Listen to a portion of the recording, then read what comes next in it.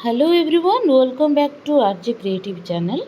तो friends, Odisha state selection commission जोटा कि आमर होची ओडब्ल्यूएससी तरफ आपणकर एग्जाम कैलेंडर आउट होती। तो यही वर्षर आपणकर कौन कौन रही एग्जाम कैलेंडर मुझे वीडियो माध्यम जनाऊँगी। जदि मो वीडियो नुआ अच्छे प्लीज सब्सक्राइब करेंगे, लाइक करेंगे, चैनल को शेयर करेंगे। तो फ्रेंड्स, आपणकर combined technical service recruitment examination 2023 जोटा कि आपणकर JE civil and JE mechanical. तो एमानकर आपणकर advertisement with number with date आपणकर होता 8/12/2023 रे।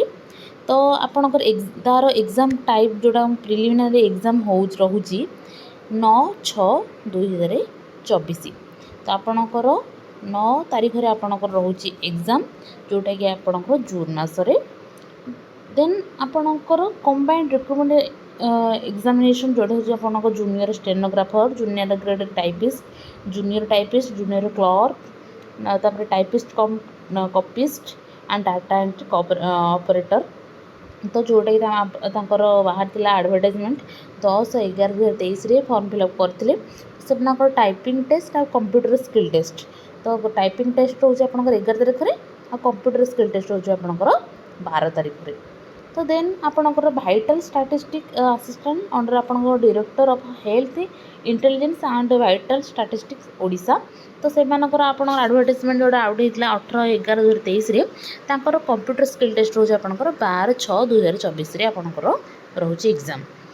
देन आपणकर combined graduate level recruitment examination CGL. तो से 7/10/2023 आप फॉर्म भरते फास्ट प्रिलिमिनारी एग्जाम रोचे आपणकर 23/6/2024। ओडब्ल्यूएससी आपणकर जो मैंने सीजीएल एग्जाम प्रिलिमिनारी सेटा आपणकर 23 तारीख रे हबाकू जाउची। देन आपणकर vital statistic assistant under directorate of health intelligence and vital statistics Odisha जोटा कि आपणकर 18/11/2023 मानकर एटा आ एटा आपणकर फॉर्म भरते सर्टिफिकेट वेरिफिकेशन रोचे आपणकर 14/जून/2024 रोचे।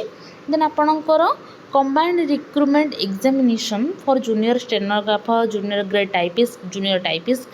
तो से जो मैंने करते 10/11/2023 सर्टिफिकेट वेरिफिकेशन आपंकर से 2/14/जून/2024 आपंकर हवाक जाऊँगी।